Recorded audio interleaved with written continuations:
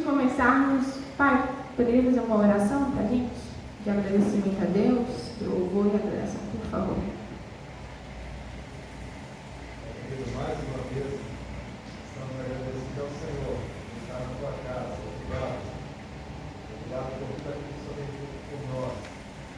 Queremos essa noite, Pai, o Senhor liga para a célula para falar conosco aquilo que o Senhor quer falar conosco. Sabemos que ela não tem capacidade nenhuma, nem nós temos. Nós queremos ouvir a tua voz. Usa ela para o Senhor nas mãos do Senhor. Queremos sair daqui transformados pela expressão do Espírito.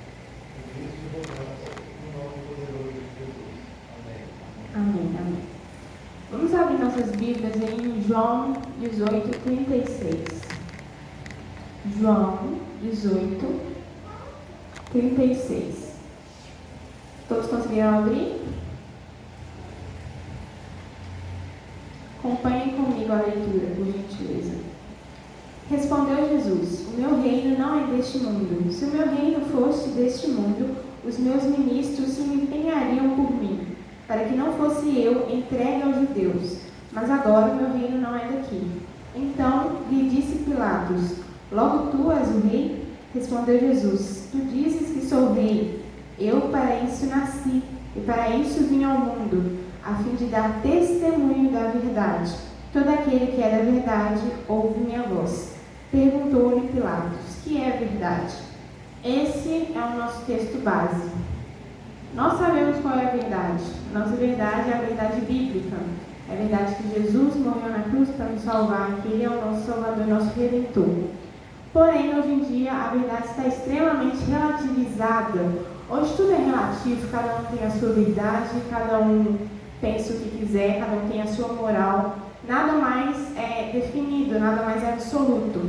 E hoje é muito fácil acreditar na verdade que o interlocutor te propõe. Hoje nós acreditamos facilmente se alguém fala que se uma coisa é certa, se outra coisa é errada. A gente não procura conhecimento mais, nós não procuramos averiguar se aquilo que o interlocutor está falando é verdade ou não. Eu gostaria que alguém abrisse aí em Oséias 4, 6, por gentileza. Quem achar pode ler. Oséias 4, 6.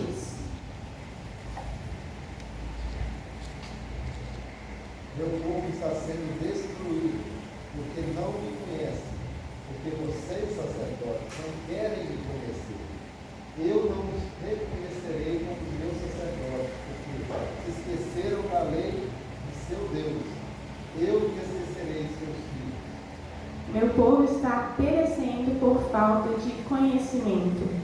Hoje nós não temos conhecimento filosófico, nós não temos conhecimento político, nós não temos conhecimento bíblico. O povo brasileiro ele é um povo, posso dizer, mais preguiçoso que tem. A gente simplesmente acredita no que a mídia está passando para a gente, no que nossos professores estão passando para a gente, e a gente não busca averiguar se aquilo é verdade. E eu acredito fielmente que nós temos que ter uma base intelectual muito bem fortalecida nos dias de hoje. E eu não vejo isso nos jovens, não vejo isso nos adolescentes. Não vejo. A gente tem que ter essa base de conhecimento muito bem formada. E é sobre isso que eu quero falar com vocês. Um terço, nem um terço do que acontece hoje. Do processo que transforma uma menina, um menino que trabalha a vida inteira na igreja, que vem na escola dominical, que vem no culto à noite, culto de manhã, mas que entra na faculdade com 3 meses, começa a virar uma coisa esquisita de se olhar, umas ideias erradas, vira feminista, vira marxista, começa a twittar no Twitter com a internet que o pai paga, começa a levantar bandeiras de ideologias que ele nem sabe o que significa. Então é esse processo, sobre isso que nós vamos falar. Como isso acontece? Por que acontece? Hoje, cerca de 70% dos jovens que entram na faculdade, que saem do ensino médio, jovens cristãos, eles saem feministas ou marxistas. É um dos dois, 70%. Isso é um número muito grande. E a gente não vê isso em outras religiões. No muçulmano, a galera entra na faculdade e sai muçulmano. Espiritismo, entra na faculdade e sai espírita. Não mudam, mas no cristianismo é o lugar que a gente mais vê isso acontecer. Então, Para começar aí, vamos falar sobre o início de tudo. Karl Marx. Já ouviram falar sobre esse cara? Alguém já ouviu falar? Carol disse que nunca ouviu falar. Karl Marx, esse cara, ele é literalmente danado, no sentido da palavra mesmo, condenado ao inferno. Esse cara é capeta. Karl Marx, ele é um sociólogo, economista, filósofo, o currículo dele é grande, e ele viveu na época aí da Revolução Industrial. Acho que vocês já ouviram falar sobre a Revolução Industrial. É um momento de novas tecnologias para o mundo, o povo estava saindo do campo, indo para as cidades, e saindo da manufatura, indo para a manufatura. Tecnologia, o início do capitalismo. Marx olha para aquele momento e ele vê o lado social da coisa. Ele vê a situação ruim que as pessoas estavam vivendo na cidade, que de fato estavam vivendo, a situação que as pessoas estavam vivendo nas indústrias era realmente muito ruim. E ele começa a escrever todas as suas ideias, são destinadas à classe proletariada, à classe trabalhadora. Então ele vê aquele momento de Revolução Industrial, ele toma como base, ele fala que aquilo ali seria a regra para tudo que o capitalismo traria. Para ele, aquele momento seria o resumo do capitalismo. Ele não vê as coisas boas da Revolução Industrial. Então, ele propõe a ideia da luta de classes. O que é a luta de classes? Basicamente isso aí. Ele vai falar que a burguesia, que são os chefes, os donos de indústrias, os donos de terra, a galera rica, né? Eles oprimem a classe proletária, que é o povão, os trabalhadores. Essa é a ideia da luta de classes, espero que fique bem guardada na cabeça de vocês. E o que ele fala? Ele vai falar que a burguesia oprime o proletário e tudo isso seria resolvido por meio de uma revolução. Para ele, o proletário, a classe trabalhadora, teria que se rebelar contra a burguesia, rebelar matando mesmo, no sentido de força, usar força, morte, para extinguir as classes sociais, para instaurar na Terra o que eles chamam de Estado perfeito, que seria o comunismo. Acho que vocês já ouviram falar sobre isso. Porém, para o comunismo ser instaurado, algumas coisas precisariam ser abolidas, algumas coisas não poderiam existir dentro do comunismo. São essas as ideias de Marx. Mas antes disso, ele fala que a história ela se moveria no percurso da luta de classes. A história se moveria desse jeito aí. Uma classe oprimindo outra classe. Isso para ele que se resume a história dele para frente. Ele vai até falar o seguinte, no livro dele, Manifesto Comunista. As revoluções são a locomotiva da história. Beleza. A primeira coisa que teria que ser abolida no comunismo seria a propriedade privada. Propriedade privada, para quem não sabe, é literalmente um bem que pertence a alguém. Pode ser pessoa física ou pessoa jurídica. Então, essa blusa é minha propriedade privada, esse sapato é minha propriedade privada, aquela blusa é a propriedade privada dela. Para Marx, isso é uma besteira. Ele vai falar o seguinte: a propriedade privada tornou-nos tão estúpidos e limitados que um objeto só é nosso quando o possuímos. Ou seja, para Marx, tudo é de todo mundo, tudo tem que ser de todo mundo. Essa blusa não vai ser minha, ela vai ser de todo mundo. Você não precisa trabalhar para comprar nada, tudo é de todo mundo. Então, a primeira coisa é a abolição da propriedade privada. A segunda questão é a abolição das religiões, de todas as religiões. Não existe religião dentro do comunismo. Marx, principalmente o cristianismo, né, que era a religião vigente da época, ele é extremamente contra o cristianismo. Marx vai falar que Marx vai falar o seguinte: a religião é o ópio do povo. O primeiro requisito da felicidade dos povos é a abolição de todas as religiões. Ele é bem claro em tudo que ele fala nos livros dele. Para Marx, a religião tem uma função básica na estrutura social, que é a função de alienar os povos. Ele fala que toda religião ela é uma forma de alienar o proletário. Eu preciso que vocês entendam que Marx ele é um cara extremamente materialista. Para ele só existe matéria, tudo é matéria, Deus não existe. Deus é uma construção da burguesia para oprimir o proletário. Então, quando a gente fala, quando vocês ouvem que não existe cristão de esquerda, é porque não existe cristianismo dentro da esquerda. Como que você vai ser cristão, sendo que o criador, cristão comunista, sendo que o criador do comunismo é contra o cristianismo? Gente, então não existe cristão de esquerda, ele é extremamente contra as religiões. Segundo ponto, é a abolição da família. Sim, da família. Marx, ele vai falar que a família é uma criação da burguesia para oprimir o proletário, como sempre. Ele vai falar o seguinte, que não basta lutar contra as instituições políticas e sociais que oprimem o ser humano em sua vida pública. Para ele, você tem que lutar contra todas as instituições que oprimem o ser humano, tanto na esfera pública quanto na esfera privada. Então, a família é uma fábrica de opressão. Para ele, as relações de pais e filhos são opressoras, as relações de homem e mulher são opressoras. Ele vai falar o seguinte, descobri que sem uma reforma total da ordem social de nosso tempo, todas as tentativas de mudança seriam inúteis. Então, para ele, a luta de classes, que acontece no nível macro, ela acontece também no nível micro, dentro da família. Igual eu disse para vocês, as relações familiares são relações opressoras para ele. E Engels, que é o seu fiel escudeiro, considerem que Marx é o Batman e Engels é o Robin, ele vai escrever no seu livro A Origem da Família, da Propriedade Privada do Estado, que a família é a origem das desigualdades. Ele vai falar o seguinte, na família o homem é o burguês e a mulher representa o proletário. Burguês oprime o proletário. A República Democrática não suprime o antagonismo entre as duas classes. Então, desde lá de Karl Marx, colocando mulher contra homem, falando que o homem é o grande opressor, o mal da sociedade e tudo mais.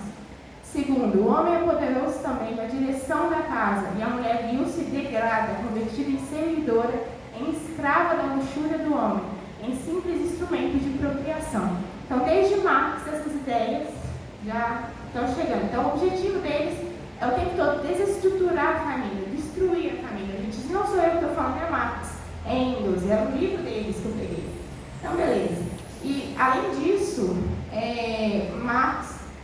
Engels, ele vai falar que as relações matrimoniais monogâmicas, então o casamento, pela sua característica exclusiva, ele é asfixiante. Ele fala que o casamento ele não deve existir porque ele impede a existência do amor livre.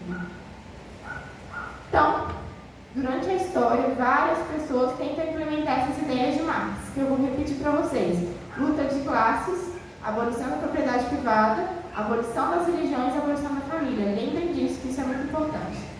Então, várias pessoas na história tentam aplicar essas ideias de Marx da forma exata como ele falou, por meio de uma revolução, a força armada, deixando mais de 110 bilhões de mortos na história. O comunismo foi a ideologia que mais matou na humanidade. 110 bilhões de pessoas, até onde a gente sabe, até onde a gente tem conhecimento. Até que surge um homem chamado Antônio Gramsci. Alguém já tinha ouvido falar sobre isso? Exceto tirando minha mãe, alguém já ouviu falar sobre isso? Pode levantar a mão, que eu acho legal saber. Ninguém?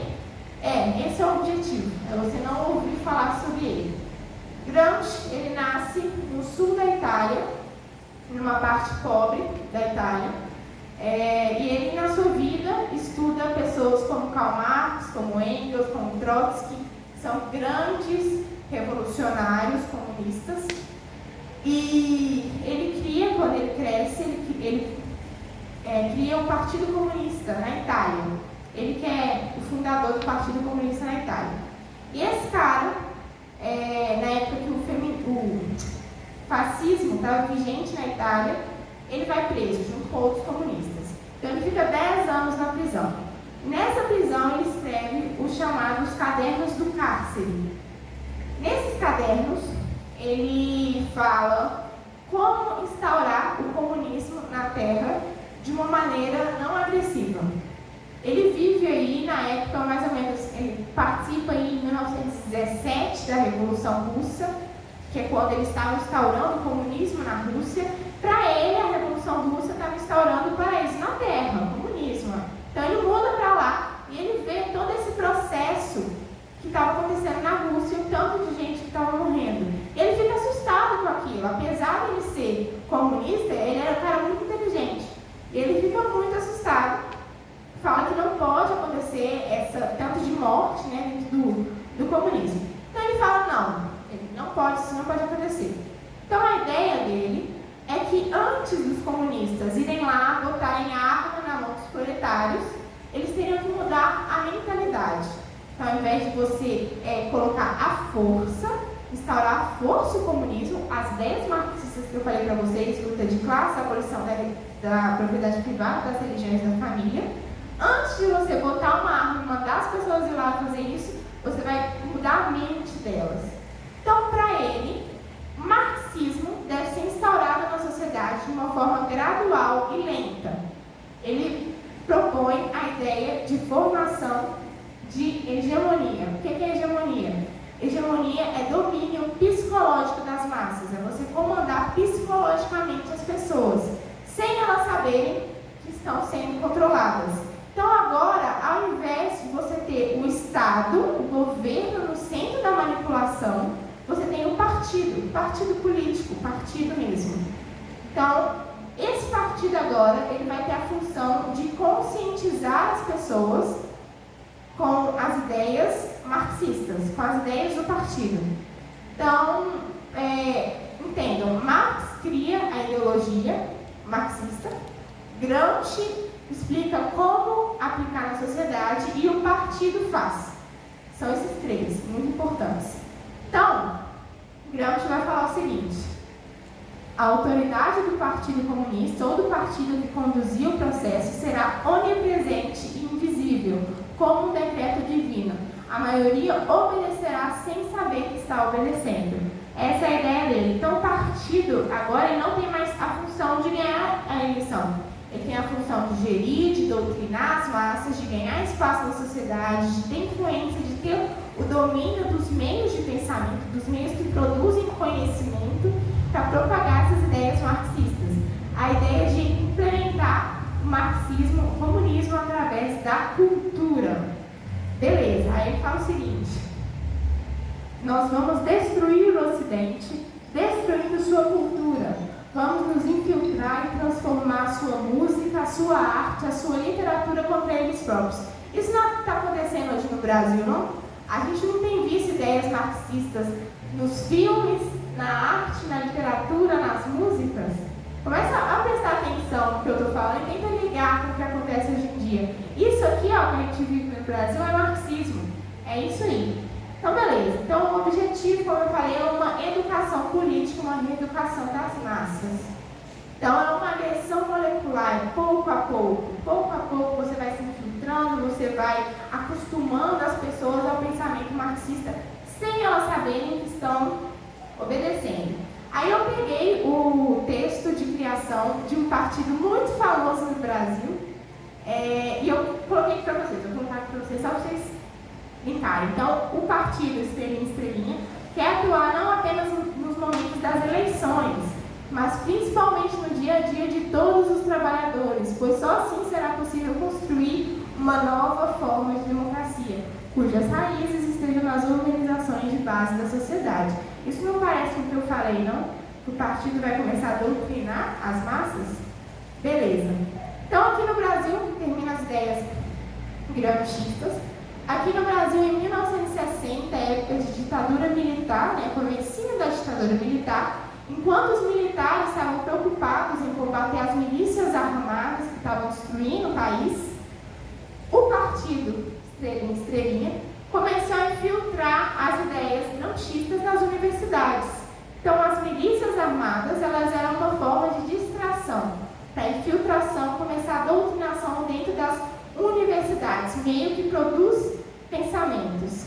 Então, Gramsci vai falar o seguinte: não tomem quartéis, tomem escolas e universidades, não ataquem blindados, ataquem ideias. Isso é uma ideia de Gramsci. A melhor maneira de você doutrinar todo o país é você começar a doutrinação dentro da escola. Melhor maneira. Aí você pega o nosso querido patrono da educação brasileira, Paulo Freire. Esse cara, eu tenho muita raiva dele, confesso. Esse cara, ele vai transportar a ideia de Gramsci para dentro da escola, para dentro do primário, lá no início da vida acadêmica. E a escola, ela vai passar a ser um lugar não mais de ensinar estudantes, não mais de formar pensadores, mas de formar ativistas. O aluno brasileiro, ele sai da escola um mini revolucionário. pegado um livro para ler. Esse é o resumo da nossa escola brasileira hoje. A gente, os brasileiros, eles não produzem conhecimento. Eles passam a reproduzir conhecimento. A gente ouve o que uma pessoa falou, fala, nossa, é legal, né? Parece justo, parece bonito, e fala aquilo sem saber se é verdade, sem pesquisar. Esse é o aluno brasileiro. Nós somos ensinados a ser desse jeito por causa desse cara, Paulo Freire. Então, esse cara, ele propõe no livro Pedagogia do Oprimido, ele passa a luta de classes para dentro de sala de aula. Ele vai falar que os professores, eles são os opressores e os alunos são os oprimidos. Então ele cria uma gerações de alunos vitimistas e frouxos e de professores que estudam 10 anos para chegar dentro de uma sala de aula e ser subjugado por um moleque de 13 anos, achando que sabe de alguma coisa. Professor hoje não tem autoridade em sala de aula, ele não pode exercer autoridade em sala de aula. Hoje, professor de escola pública, muitos professores apanham dentro de sala de aula e ele não pode fazer nada, por causa desse cara aqui, ó, Paulo Freire, por causa de Gramsci, Marx, etc. Então, o controle social ele começa em 1960, a doutrinação nas escolas, a infiltração das igrejas, a tomada dos meios de comunicação. Gramsci, ele cria uma revolução invisível, você não vê, silenciosa, você não ouve, e onipresente, ela está em todo lugar. Então você liga a sua televisão, tem marxismo, você conversa com seu professor, tem marxismo, você abre o jornal, tem marxismo, você abre o seu Instagram, tem marxismo. Então, todo lugar tem marxismo. Vou dar um exemplo para vocês. Ao invés deles, a questão de infiltração de igreja, ao invés dele ir lá e destruir a igreja, botar fogo em igreja, ao invés de ir lá e matar cristão, como faziam na Rússia, faziam na China, faziam em Cuba, ao invés de você matar, você vai criar um novo cristianismo, você vai relativizar o cristianismo, você vai criar uma teologia da libertação, um evangelho do amor. Não, Deus é amor, seu pecado Deus aceita. É isso que o gnosticismo faz. Ele faz uma releitura daquilo e as pessoas aceitam. Então, assim, o que eu estou falando para vocês, quando eu fui estudar sobre isso, eles falaram isso e eu estou falando com vocês agora. É basicamente aquela cena de Matrix, quando o cara apresenta as duas pílulas. O que eu estou mostrando para vocês é a pílula vermelha. Essa é a verdade. Saindo daqui e comecem a observar os jornais, o que o professor do seu filho fala, o que os desenhos que seu filho vê mostram, o que aquele youtuber fala. Comece a observar essas questões. Então, existem alguns métodos de implementar essa cultura marxista na sociedade. Além de Paulo Freire, colocando isso na escola, tem o famoso feminismo. O feminismo, ele nasce no final do século XIX, início do século XX. E ele vai se basear, assim como Marx bem falou, ele vai se basear na luta de classes de Karl Marx. Ele vai falar que o homem é o opressor e a mulher é a oprimida. Então eu separei alguns pontos aí para a gente entender melhor o que o feminismo é. O feminismo, ele rejeita tudo que é feminino, inclusive a maternidade. Simone de Beauvoir, que é uma das mães do feminismo, ela consolidou o feminismo num grande livro dela chamado O Segundo Sexo.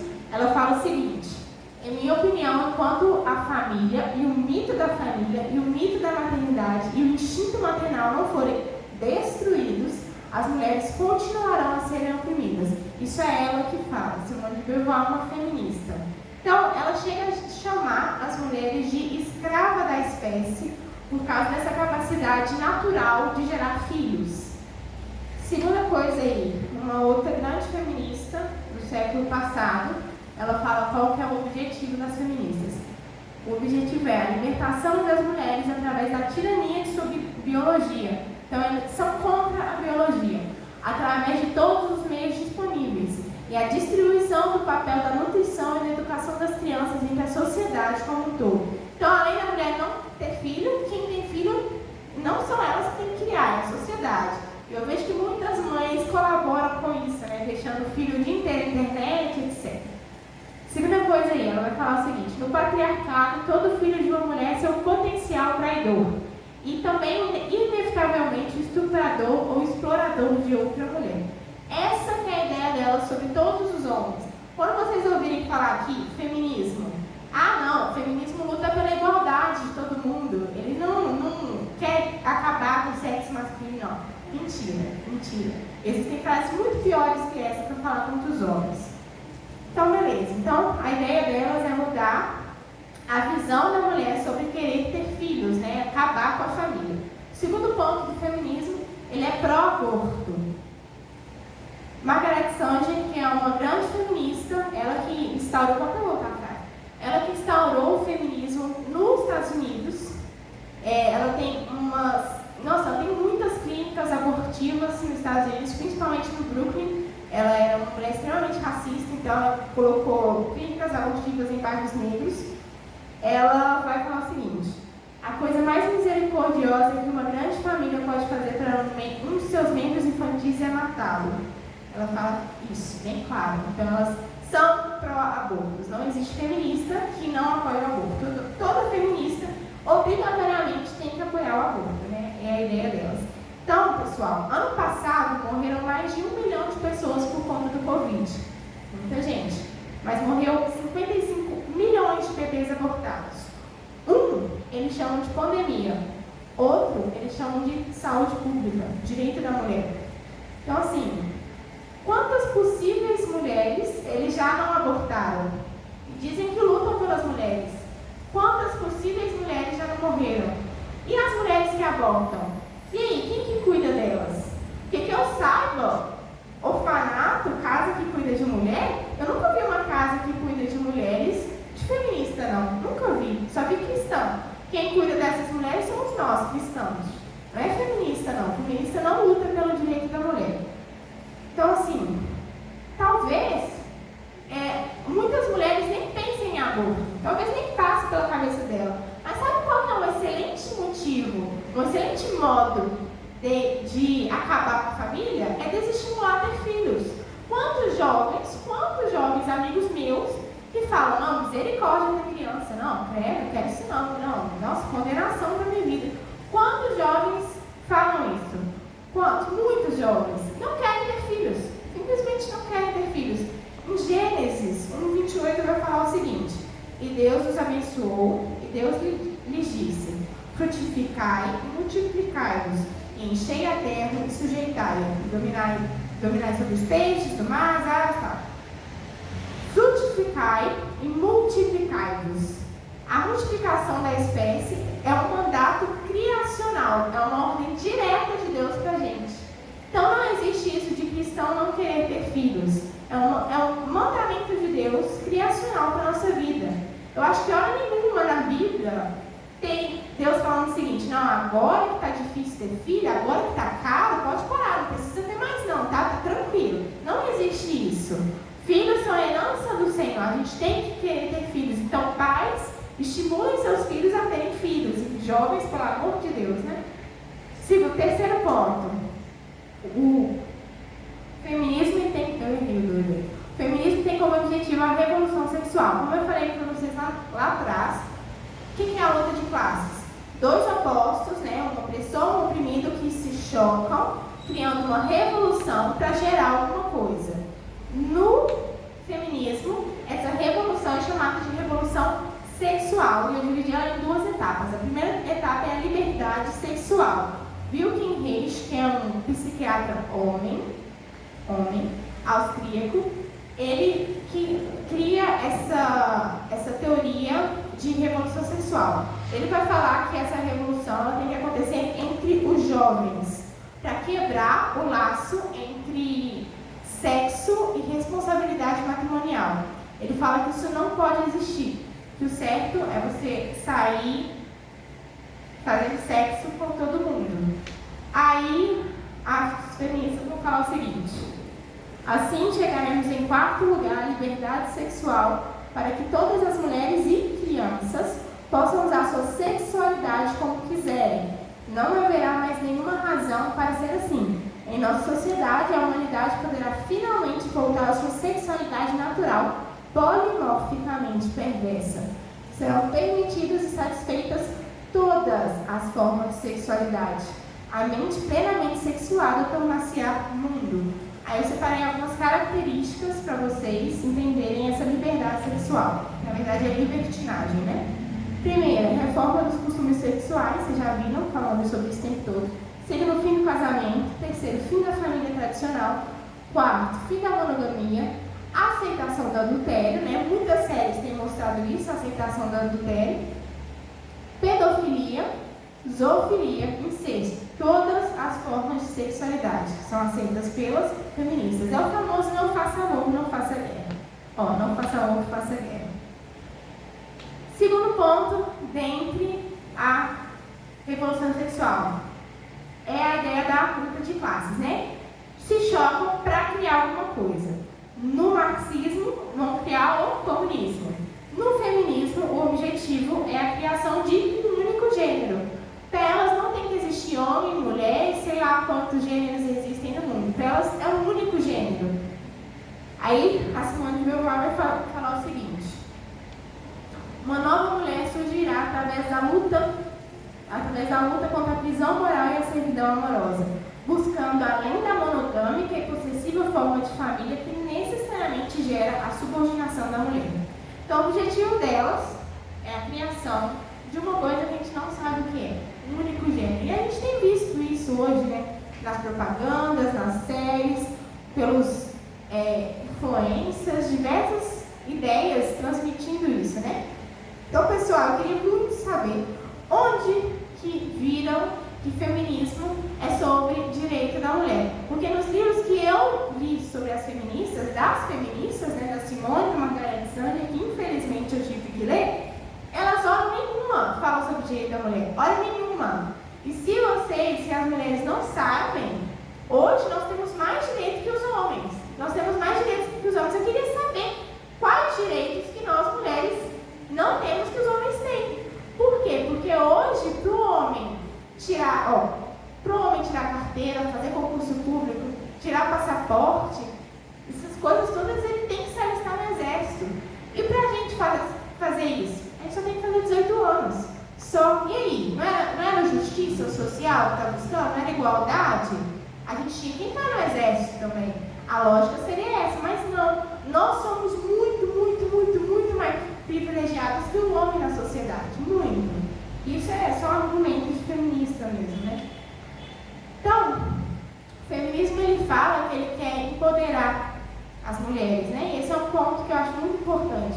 Nós não precisamos ser empoderadas pelo feminismo, porque nós não precisamos do poder desse mundo. Nós precisamos do poder que vem da cruz, do poder de Jesus. Nós só encontramos validação e identidade em Jesus Cristo. Ideologia nenhuma pode nos dar isso. Ideologia nenhuma, só Jesus Cristo. O feminismo nunca fez nada por ninguém. E todas essas ideologias que eu estou apresentando aqui, elas vão se apresentar como salvíficas. Elas vão ter um guru, elas vão ter um código de doutrina, elas vão ter um livro sagrado, elas vão ter uma utopia, né? E vão fazer tudo para alcançar essa utopia. Por isso que elas são tão perigosas, porque isso é idolatria.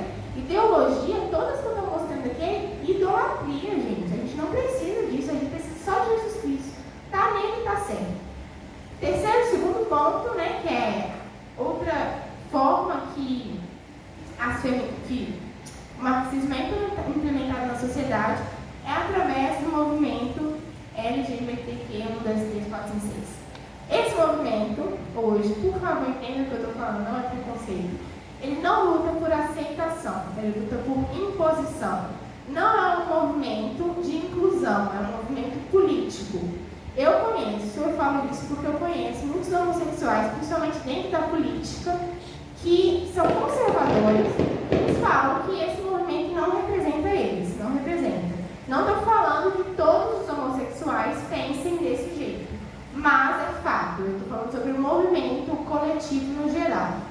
Eu peguei um trecho do manifesto de criação do movimento Gay Liberation Front dos Estados Unidos, que é um dos primeiros movimentos gaysistas que existiu lá na década de 70, que fazia associações junto com outros movimentos de minoria, como o feminismo da Margaret Sanger, que eu falei para vocês, o movimento das panteras negras, dos negros, o movimento hippie também, eles faziam associações com esses grupos. E eles foram responsáveis por criar outros movimentos gaysistas na América Latina. Então, aqui no Brasil, o movimento LGBT tem base nesse movimento GLF dos Estados Unidos. E o trecho do manifesto que eu peguei para vocês, para provar para vocês o que eles pensam hoje, é esse aí, ó. O Gay Liberation Front é uma coalizão nacional de organização revolucionária homossexual que visa criar uma contracultura radical a partir do estilo de vida homossexual. Somos parte de um movimento político radical que busca eliminar toda a opressão contra os gays, seja na indústria, na mídia, no governo, nas escolas, nas igrejas. Somos um grupo revolucionário de homens e mulheres formado na consciência de que a total liberação das pessoas não se realizará a não ser que as instituições sociais existentes sejam abolidas, ou seja, todas as instituições que eu falei aí.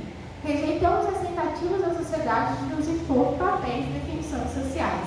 É isso a base do movimento LGBT, não sou eu que estou falando, repito, é o movimento. Tá? Então, esse aí é um videozinho que eu quero que vocês prestem atenção. Você pode soltar aí, tio, por favor? Desregrado, a gente entrou numa longa dos 90 para cá de se colocar numa posição defensiva, de dizer não, a gente não quer destruir família nenhuma, não. A gente só quer amar. Né? Ou não, a gente não tem nada a ver com promiscuidade, não. A gente até casa, a gente até tem filhos, a gente até constitui família. E isso é de um retrocesso político violento, que violenta inclusive a história da constituição do movimento LGBT na América Latina. Violenta a história dos ganhos e lutas feministas na América Latina. Então cabe a radicalização nossa também de afirmar com todas as letras o que é uma estratégia política crítica antissistêmica. Porque vocês querem destruir a família? Sim. Queremos. Não é? E se a gente não quer, não vai ser ameaça. E se a gente não é capaz de perceber isso, a direita faz questão de corrigir nossa burrice, porque eles falam isso pra gente. Essa retórica da direita é a direita dizendo: vocês só são ameaça se quiserem mexer na família. Vocês só são ameaça se quiserem desregrar o sexo. Se quiserem desnormatizar o desejo. Vocês só são ameaça se mexem nisso daqui. E a gente vai dizer o quê? Então a gente não quer ser ameaça? Não, se a gente quiser ser ameaça, está todo o caminho traçado. É ali que a gente vai mexer e é ali que a gente tem que mexer. Tá bem explícito, né? Esse vídeo não tem corte, se vocês quiserem, depois eu passo para vocês. É um vídeo de um congresso de 2019, um congresso do movimento feminista e gaysista. Também tem outros entrevistados aí, tem a Judith, uma feminista aqui do Brasil muito famosa. E nesse congresso eles estão falando sobre família, religião e política. Aí ele fala essa frase. É bem claro que eles querem. Tá aí, é só ver. E eles nem escondem, esse vídeo tá aberto lá no YouTube. É só clicar assim, movimento LGBT objetivo. Aparece esse vídeo. Então, beleza. Além disso, eu quero falar com vocês sobre ideologia de gênero, que é uma coisa muito comum hoje em dia, né? Antes, eu acho que a gente tem que falar sobre sexo e gênero. A Simone de Beauvoir, a feminista, vai falar o seguinte: nós não nascemos mulheres, nós tornamos mulheres. Eles vão falar, a ideia deles, dessa galera, é que nós nascemos com sexo biológico, XX, cisgênero, homem e mulher, né? Eles vão falar XX, cisgênero. Porém, o nosso gênero, que é a nossa identidade, a manifestação do que a gente é, se a gente é mulher, se a gente é homem, para eles isso é ao longo da vida. Então você escolhe o que você quer ser. Você pode ser, a gente não nasce com isso, a gente escolhe. Aí a Judith Butler, que é uma grande feminista hoje, do século XXI, fala o seguinte: a derrubada da heterossexualidade compulsória irá inaugurar um verdadeiro humanismo da pessoa, livre dos bilhões de sexos. A profusão e difusão de uma economia erótica não falocêntrica irá banir as ilusões do sexo, do gênero e da identidade. O mundo não compreende o sexo como nós cristãos compreendemos. Eles acham que o que nos define é o sexo. Se você é gay, se você é bi, se você é trans, se você é hétero e etc. Mas sabemos que o que nos define é Cristo Jesus. Isso precisa estar bem explícito para a gente. Se ele criou homem e mulher, tem uma finalidade nisso. Lá, ele chega no casamento e reafirma, lá em Gênesis 2:24 está escrito: por essa razão, o homem deixará pai e mãe e se unirá à sua mulher e eles se tornarão uma só. O homem casa com a mulher e não abre outra possibilidade. Homem e mulher só. Acabou. Aí você vai falar de homossexualidade na igreja, é um absurdo. É um absurdo. Eu acho que no futuro a gente não vai poder falar de pecado, porque vai ser pecado para os crentes. Então, assim, qual que é o perigo da ideologia de gênero que tanto falam? É isso aí, ó. Homem que virou mulher agora quer se transformar em cavalo. Esse perigo. Eu quero saber aqui, alguém tem um pouquinho de noção de lei, de alguma coisa assim? O tio talvez tenha, né? De penal, código penal. Tio, existe algum artigo que fala se um cavalo matar uma pessoa? Existe alguma coisa assim para se um cavalo matar uma pessoa? Não existe, né? O cavalo, hoje em dia, ele é considerado um bem. Então, um bem é propriedade de alguém. A pessoa, dono do cavalo, seria responsável pelo dano por causa do cavalo. Mas esse cara que é o cavalo, e aí, será que os pais devem se responsabilizar? Segunda coisa aí, ó. Adultos de chupeta. Essa manchete eu peguei na Jovem Pan, por isso que ela tá bem contra a esquerda. Gente, se esse cara que acha que é uma criança fizer sexo com uma criança, e aí, de acordo com a ideologia de gênero, vai ser pedofilia? Eu fiz até essa questão, eu fiz até essa pergunta hoje na minha sala de aula, que deu uma polêmica. E aí, vai ser pedofilia se esse cara, de acordo com a ideologia de gênero, você pode ser o que você quiser, né? Vai ser pedofilia? A gente sabe que é, né? A gente sabe que é. Gente, ideologia de gênero destrói identidades. Destrói, isso abre leque para muita coisa, muita coisa. Eu posso falar da ideologia de gênero, eu tenho 1,63m, eu posso virar e falar assim, não, eu me sinto com 1,80m. E aí, Renatinho, eu tenho 1,80m? Não tenho? Nossa, você é um autorofóbico, né? Nossa, pelo amor de Deus, autorofobia. Hoje existem 3 palavrinhas mágicas que resolvem todos os seus problemas. Antigamente era por favor, né? Hoje é fobia, você adiciona fobia no final de qualquer palavra que você está safe. Segunda é estou ofendido. Essas 3 palavras, assim, ó, resolvem muita coisa. Hoje é assim. Por quê? Porque hoje a verdade não é mais o que você vê, mas é o que um interlocutor te propõe. E ai de você se você questionar, se você falar, não. Gente, tem uma frase muito famosa que é: a grama é verde independente do que te digam. A grama é verde. Entendam isso. Entendam essa verdade. Ih, eu acho que eu vou fazer tudo. Não, tá certinho. Então, seu filho, o jovem, o adolescente, a criança, ela vai crescendo ouvindo todas essas coisas que eu falei. Todas. Se você não ensinar, se a igreja não ensinar, outra pessoa vai. Outra pessoa vai muito bem ensinada. A igreja, gente, ela tem colhido frutos ruins pela omissão. Frutos ruins. Por não ter falado antigamente de sexualidade, não ter falado de feminismo, de ideologia de gênero. Tudo bem que não existia essas palavras antigamente, mas a igreja tinha que ter se posicionado, gente. A igreja tem colhido frutos ruins, os cristãos têm colhido frutos ruins pela omissão. Pela omissão como igreja, como pais, por achar que a criança sabe mais, por achar que não pode falar não para a criança, por achar que a criança sabe mais que você que tem 30, 40 anos. Pelo amor de Deus. Então, assim, pais, preparem seus filhos, preparem para vocês não perderem eles. Gente, quantos jovens estão com ideias todas erradas dentro da igreja? Hoje, existe comunista que anda assim, ó. Comunista que anda assim, ó. Feminista que anda desse jeito. Desse jeito, dentro da igreja. Não estou falando da marinha, mas existem. Existem. Então, nós temos que nos posicionar. Nós temos. A gente não entender quantos pais e mães estão chorando dentro das igrejas porque perdeu seus filhos na universidade, no ensino médio, e agora no ensino fundamental, né? Estão colocando essas ideologias lá na época da Alice, da Carol.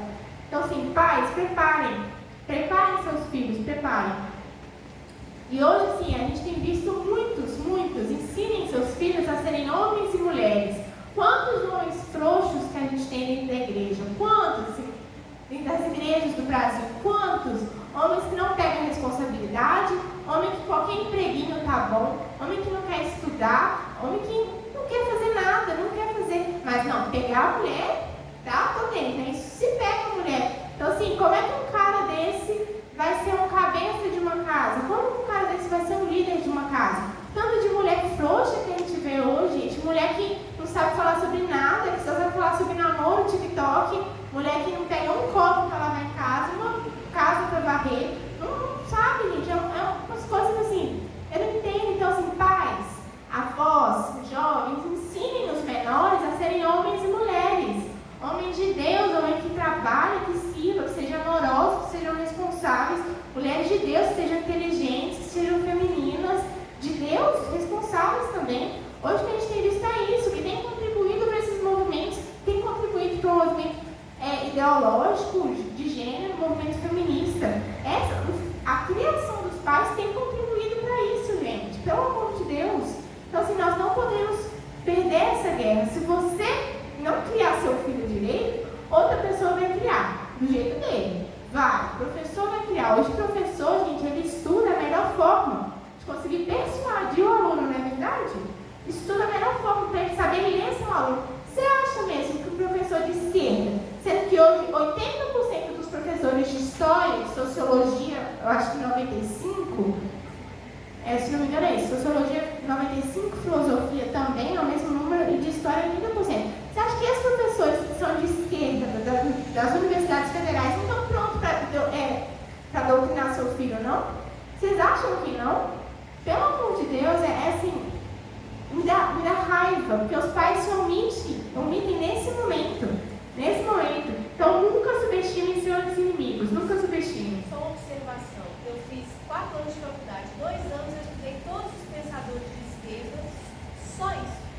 Então, todos os professores, eles estudam 2 anos da faculdade só como ser um comunista. Aí, ó. De 4 anos, 2 anos o professor, pedagogo, estuda, 2 anos é só sobre como ser um comunista. E às vezes eu acho que nem é culpa dos professores. O Manu ali estuda comigo e às vezes eu falo isso com ele, nem é culpa do nosso professor de sociologia quando ele vai doutrinar a gente. Às vezes nem é culpa, às vezes ele aprendeu assim e ele vai passar pra frente. Pô, desde 1960 começou a doutrinação, quantos jornalistas, quantos políticos, quantos professores já não foram doutrinados até agora? Todos, acho que a maioria aqui entrou na escola depois de 1960. Quando? Vocês foram doutrinados, vocês. Então assim, quantas pessoas... Tem um versículo que eu gosto muito, que é de Romanos 12:2. Alguém abre pra mim, por favor? Romanos 12:2. E cristão, principalmente todo mundo aqui, cristão, como cristãos, ocupem espaço, ocupem. A gente tem uma ideia, as pessoas, né, muita gente tem uma ideia muito errada em relação ao cristão e à política. Gente, todos os lugares, eu repito, todos os lugares que a igreja não se posicionou, outra pessoa chegou e se posicionou muito bem feito. Muito bem feito. Eu acho que se tivesse mais cristãos dentro da política, dentro das universidades, não estaria desse jeito, cristãos verdadeiros. Então, quebrem esses paradigmas, a gente precisa se posicionar. Se a gente tem a rede social lá, os jovens têm as redes sociais lá para se posicionar, é mais que obrigação nossa se posicionar nas redes sociais. Se a gente consegue falar para um vizinho a verdade, que vocês sabem quais são, sobre o que a gente está vivendo hoje, a gente tem que falar, a gente tem que se posicionar, gente. A gente não pode perder essa guerra. Pode falar aí, Romanos 12:2, quem abriu?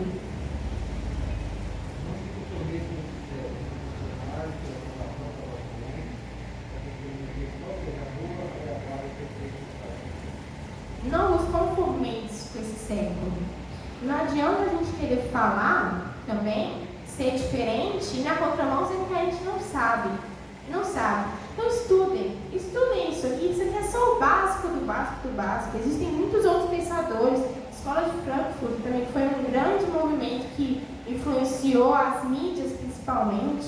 Então assim, existem muitos pensadores. A gente tem que saber isso, gente. A gente tem que crescer na graça e no conhecimento. Isso aqui, ó, é intelectualidade, a gente tem que saber para se armar contra isso, para saber como a gente fala sobre isso, como a gente confronta dentro da palavra de Deus. A gente tem que saber sobre isso. E além disso aqui que eu falei, a gente tem que saber da Bíblia. A gente tem que saber da Bíblia. Não é só decorar o versículo, a gente tem que saber, estudar a Bíblia. A nossa base é isso aqui. Todas as nossas ideias têm que sair disso aqui. Nosso parâmetro é a Bíblia. A gente tem que estudar a Bíblia. Então, é isso que eu queria falar com vocês, gente. Lembre que nosso reino não é aqui, nosso reino é nos céus, como eu li lá no início. Mas enquanto estamos aqui, estamos em batalha. Nós não podemos perder essa batalha. Então, seu fundamento seja a palavra de Deus, seu fundamento seja bíblico, como é que você entende essas coisas. E é isso, pode falar, pai. O que você disse durante todo o estudo, é possível ser feminista sendo crente? É possível? Gostaria de você... Não. Por causa dos por tudo aquilo que eles defendem, correto? Não, exatamente. Por Então, tudo que a eles defendem. que a gente tem observado, pessoas sem conhecimento da causa defendem o movimento sem conhecer todo o conteúdo deles. Acredito, é claro que deve ter, as feministas, em algum ponto elas devem defender alguma coisa louvável, digamos assim.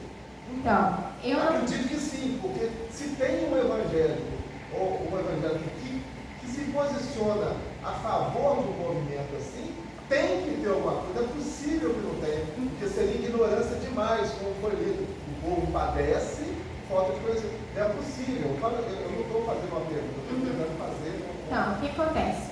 Hoje, como é que eles capturam, vou colocar assim, capturam as pessoas? Como que esses movimentos capturam as pessoas? Eles vão chegar para as meninas e vão falar assim: aqui, a gente está lutando por igualdade, é por seus direitos, mulheres, eu power, vamos nos unir, é por seu direito, mulher. Olha que discurso bonito.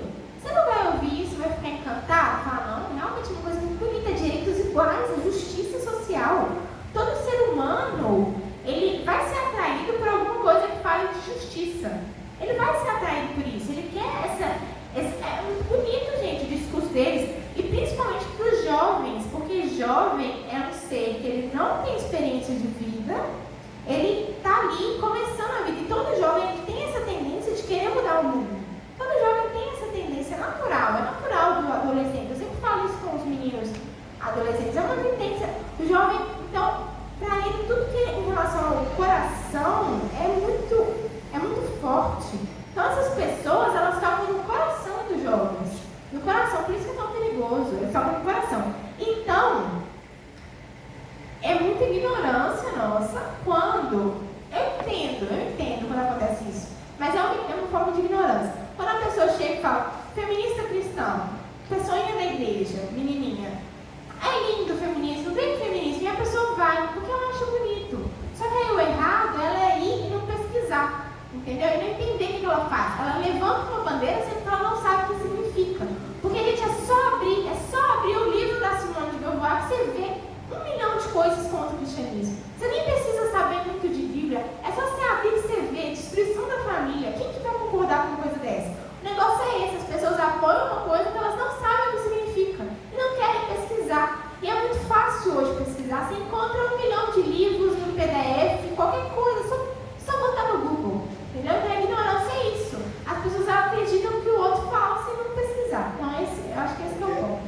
Mais uma observação, porque a mesma ignorância acontece, que aconteceu comigo mesmo, digamos assim. Eu votei por 2 anos, por 8 anos, né? Pela esquerda, eu votei no Lula 2 vezes. Mas a cultura do brasileiro, na época que eu votei, era de total ignorância à política. E realmente o discurso era maravilhoso, então eu votei 2 vezes. Mas hoje, com a informação chegando mais fácil até nós, a gente pode abrir a cartilha de todo o partido de esquerda, né, comunista, e ver o que eles defendem, digamos assim, que é claramente observado que se defende a a destruição da família, digamos assim, nesse modo patriarcal, não concordam com isso, são a favor de que o Estado toma conta da sua família, ao invés do pai e da mãe, né? Então são essas coisas que me fazem pensar como o cristão pode seguir tal coisa. Claro que a esquerda já proporcionou várias coisas boas ao país. Isso já sim, é claro, não tem que falar, tudo é negativo. Porém, aquilo que eles defendem e levantam a maneira é muito perigoso para um cristão se aventurar. A direita também tem várias coisas horrorosas.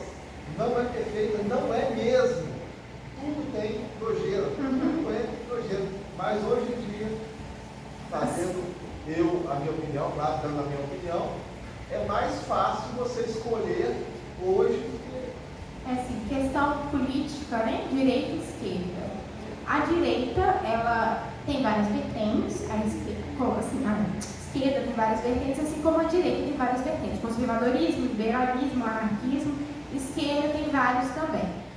Porém, toda a base da esquerda é uma só, que é o marxismo. A base, vamos dizer assim, quase que o fundador da esquerda foi Karl Marx. A base ideológica, apesar de ser várias vertentes, a base ideológica é uma só, é Karl Marx. Na direita não, na direita nós temos várias bases ideológicas. Tem o conservadorismo, tem um ideólogo, tem o liberalismo, tem outro ideólogo, tem várias. A esquerda não. Então não tem como você ser cristão de esquerda, porque vocês viram o que Karl Marx prega. Vocês viram como que a pessoa vai ser de esquerda, como que ela vai votar no partido de esquerda, sendo que o partido tem essa base ideológica. Não tem como, é incompatível. Você pode votar em quem você quiser da direita, porque o cristão, ele só tem lugar dentro da direita. Apesar de todos os erros que tem, ele só tem lugar, o cristianismo, ele só tem lugar dentro da direita, como representantes da direita. Pode falar. A própria Bíblia fala para a gente, no final dos tempos, todos vão serem na mão de si mesmo, Deus de fora, né? Pai de Deus. E o que está acontecendo? A Bíblia deixa bem claro, mesmo que a gente não conta, o que foi claro que o Filho de Jesus já profetizou, Apocalipse, já está acontecendo. Eu creio que o mundo deve estar preparado para receber o mundo do anticristo. Porque é a obrigação da igreja, não só falar a palavra, mas viver, pegar esse Cristo de Jesus. Da minha opinião, eu creio que falta realmente as pessoas, os cristãos, os poucos cristãos que existem verdadeiro, eles estão, parece que passaram o mundo não vê hoje em dia cristão, nós via antigamente, no mundo primitivo, certo? Por isso, talvez a maioria das pessoas já não tem mais ânimo, talvez esfriar. Eu sei que a fé vem de Deus, toda a casa, porque tem tudo alto. Mas, pelo menos, eu creio que a igreja tinha que, pelo menos, preparar o que está vindo, porque Jesus falou, não vim trazer paz, estava, vim separar uma hora de sombra, filho de pai, mãe de filho. Então, os cristãos de Cristo, infelizmente, isso vai acontecer, já está acontecendo, né? Você falou que faz período de vida, faz droga, o mundo faz droga, muita coisa. O diabo tem vários manjados para ganhar esse monte de gente. Infelizmente, eu acho que o que resta é a gente realmente pregar o que Cristo pregou, que é cruz. Né? O Evangelho é cruz. É morrer todo dia para nós Deus. Não vou falar para esquecer que Cristo já está perdido, ou alguém que já perder, é caso perdido. Não, Deus nunca fez isso de nós. Eu acho que se a igreja realmente, nós estamos fazer o vagabundo, o Espírito Santo vai entrar, hoje nesse livro, eu creio que pelo menos ânimo, para a gente conseguir crescer, que Jesus falou, quem eu te amo, eu preciso. A gente tem que ter pelo menos ânimo, chega na hora para falar Porque assim, eu vejo o meu desânimo maior assim, hoje tem sido com os cristãos. Não é nem com feminista, não é nem com homossexual, mas é mais com os cristãos que eu vejo na internet. Eu fico triste de receber muita mensagem de cristão. Eu fico assustada. Pô, irmão na fé falando isso.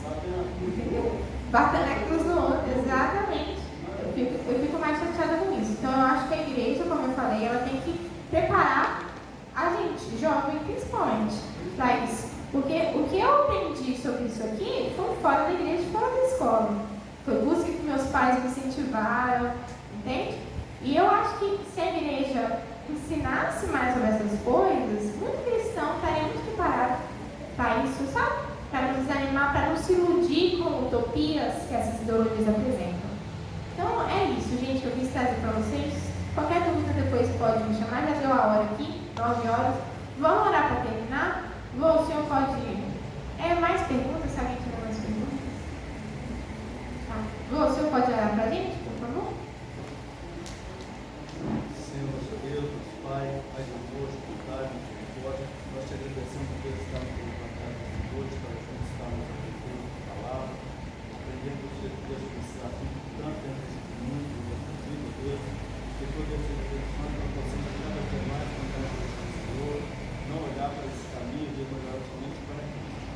Nós sabemos, Deus, que só no Senhor possamos encontrar refrigério, auxílio para nossas almas. Deus, toma nas tuas mãos a vontade de Caína, Deus, que ela possa estar, Deus, cada dia mais na tua presença, buscando a orientação do Senhor, e que ela possa, Deus, ser tua serva incansável na tua presença. Toma nas tuas mãos, Jesus, que ela seja toda misericórdia.